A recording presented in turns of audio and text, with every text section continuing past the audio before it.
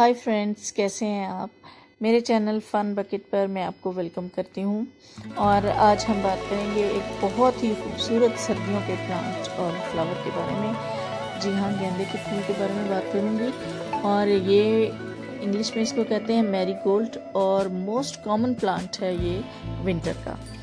और इसको हम बहुत इजी टू ग्रो है, ये बहुत हार्डी प्लांट है और ये हो ही नहीं सकता कि सर्दियों में हमारे गार्डन में अगर ये प्लांट ना हो।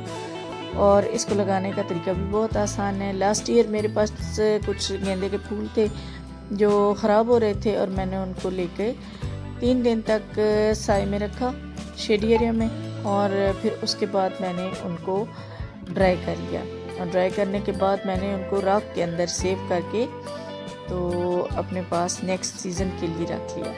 तो इनको सेव करना भी बहुत आसान है। और यूँ मैंने वो बीज जो मैंने लास्ट ईयर सेव किए थे अपने फूलों के ज़रिए से, जब वो एक एक करके बिल्कुल अलग-अलग हो गए दानों की सूरत में, तो मुझे समझ आ गई कि अब ये जर्मिनेशन के लिए तैयार है। उसके बाद मैंने ऐसे किया कि इन बीजों को संभाल के रख दिया। और अभी बरसात के बाद जब अगस्त के एंड में मैंने वो फिर अपनी पॉटिंग मिक्स तैयार की और वो बीज जो मैंने फूलों से धो के आराम से राख के अंदर दबा के रखे हुए थे, उन बीजों को मैंने निकाला और मैंने पॉटिंग मिक्स तैयार की, जिसमें मैंने रखा इसको सॉइल थी, सैंड थी जो रिवर सैंड होती है, और फर्टिलाइज़र। और ये तीनों चीज़ें मिक्स करके मैंने उन बीजों को लगा दिया। और तकरीबन अक्टूबर के एंड ऑफ अक्टूबर में मेरे पास 5-5 इंच के पौधे तकरीबन तैयार हो गए। और इन पौधों को फिर मैंने बहुत अच्छे से, ये क्योंकि लो कास्ट और नो कास्ट के मेथड पे मैंने किए हैं, तो इससे बहुत मुझे फ़ायदा हुआ है कि मेरे पास बहुत सारे पौधे आ गए। और मैंने इनको जो स्टोर किया हुआ था उसी तरह से फूलों से लेके फिर मैंने इनको राख में रखा। और फिर मैंने बरसात के मौसम में, थोड़ा मैं लेट हो गई थी लेकिन फिर भी ये देखेंगे इस तरह के बीज थे जब मैंने आज इस दफ़ा लगाए हैं। लेकिन बस वो कुछ मसरूफियात के बायस मुझे इतना ज़्यादा टाइम नहीं मिला उस वक्त वीडियो बनाने का, तो मैंने फिर इनको जर्मिनेट कर दिया। और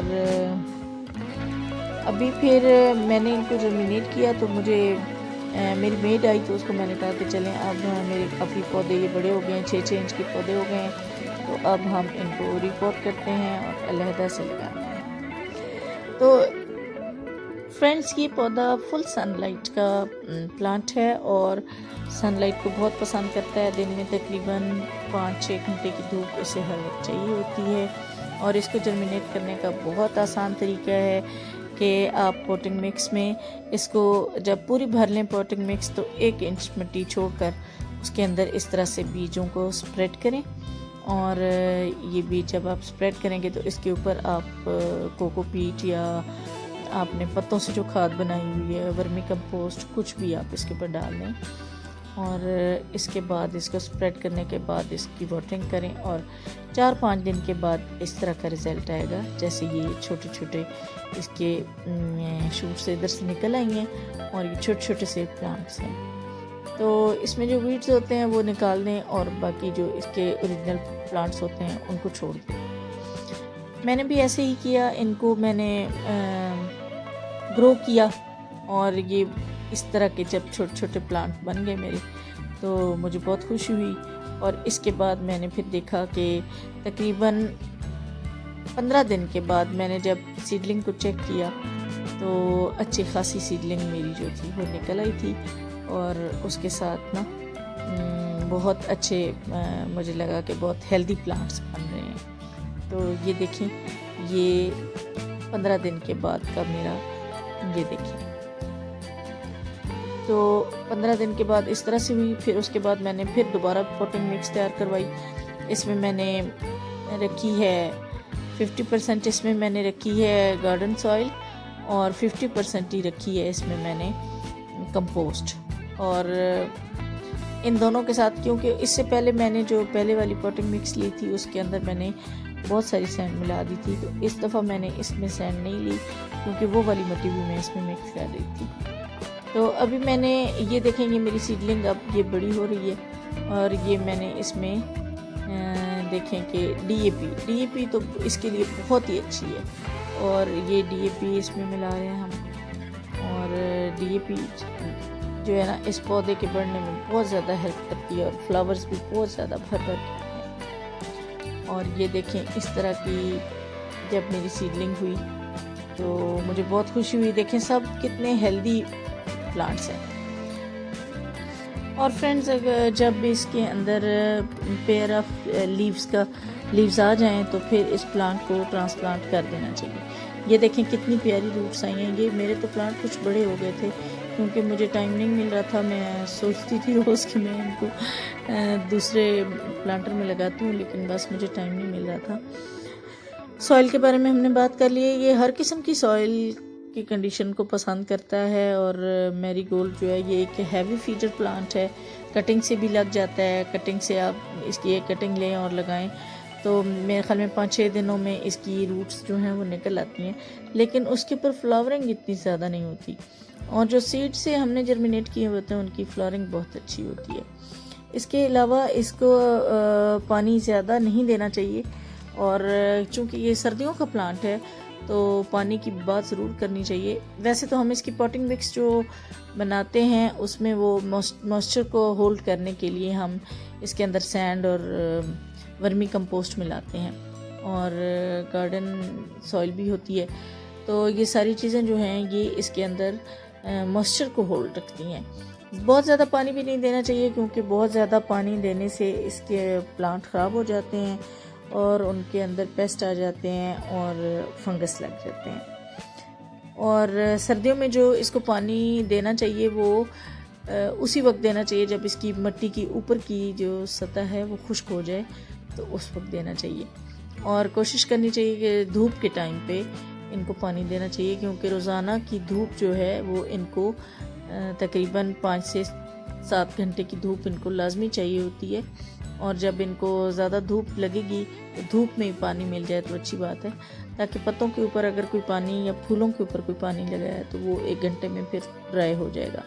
रात में अगर पानी इनके पत्तों के ऊपर रह जाए या फूलों के ऊपर तो दूसरे दिन वो ख़राब हो जाते हैं और पेस्ट भी बहुत जल्दी लग जाते हैं। इसके अलावा ये एक पोलिनेटर को अट्रैक्ट करने वाला प्लांट है। वैसे सर्दियों के सारे जितने भी फूलों के प्लांट्स होते हैं पोलिनेटर्स आते हैं उनके ऊपर और वो आके इनके ऊपर से बीज जैसे बटरफ्लाई है, हनी बी है और बहुत सारे इंसेक्ट्स इनके ऊपर आके बैठते हैं और इनके सीड्स को ले जाकर दूसरे फ्लावर्स के ऊपर बैठते हैं और सीड।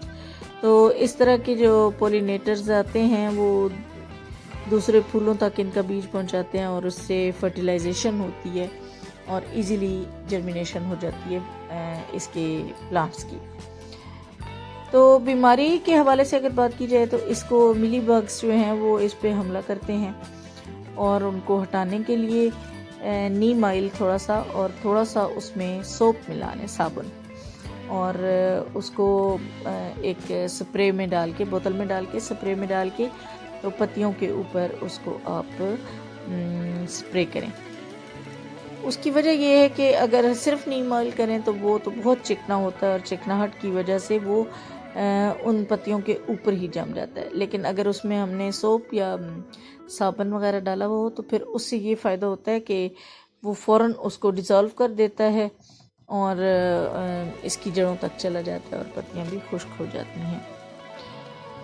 इसके अलावा पानी की मिकदार तो मैंने पहले ही बता दी है कि इसको ज़्यादा पानी नहीं देना चाहिए। पानी उसी वक्त दें जब इसको ज़रूरत हो। और सर्दियों में जितने भी प्लांट्स हमारे लगे हुए होते हैं हम जब पानी उनको देते हैं तो रूटीन के साथ सारे पौधों को एक साथ पानी दे देते हैं। हालांकि ऐसे नहीं होना चाहिए। सर्दियों में सिर्फ उन प्लांट्स को भी पानी दें जिनको उस वक्त ज़रूरत है और जो खुश्क हुए हुए हैं। बाकी के प्लांट्स को ना पानी दें क्योंकि ज़ाहिर है किसी पौधे को ज़रूरत होती है पानी की और किसी की मिट्टी उस वक्त बहुत ज़्यादा पानी वाली होती है तो वो उसको ज़्यादा नहीं ज़रूरत होती।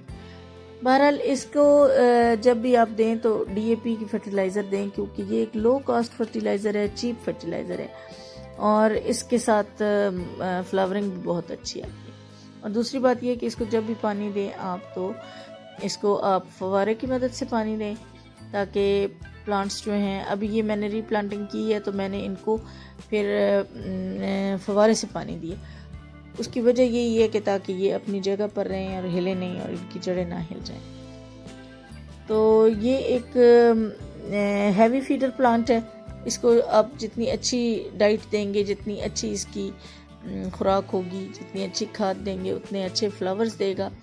और शुरू में इसकी पिंचिंग करनी है ऊपर से, ताकि जितनी ज़्यादा पिंचिंग करेंगे उतने ज़्यादा फ्लावर्स आएंगे। इसके बहुत प्यारे प्यारे फ्लावर्स होते हैं, ऑरेंज कलर के, गोल्डन कलर के, येलो कलर के। और ये जब अपनी खिले हुए होते हैं तो बाहर दिखा रहे होते हैं और बहुत खूबसूरत लग रहे होते हैं। और गार्डन की मैं समझती हूँ कि सर्दियों में हमारे गार्डन की बहुत खूबसूरती जो ज़्यादा होती है वो इन्हीं के साथ आती है। ये बहुत ज़्यादा हमारे गार्डन की खूबसूरती को चार चांद लगा रहे होते हैं। और व्यूअर्स, मुझे उम्मीद है कि आपको मेरी ये वीडियो पसंद आई होगी। अगर आपको वीडियो पसंद आई है तो काइंडली इसको लाइक करें। इस पे अगर आप दूसरे ममालिक से भी देख रहे हैं तो प्लीज़ इस पर कमेंट भी करें और मुझे बताएं कि आपको ये वीडियो कैसी लगी है, ताकि आइंदा आने वाले दिनों में मैं आपके लिए और ज़्यादा अच्छी वीडियोस बनाऊं।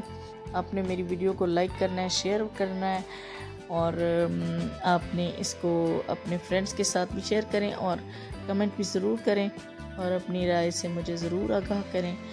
Don't forget to like my video. Thank you, thanks for watching again. बहुत शुक्रिया। बाय बाय, अल्लाह हाफिज़।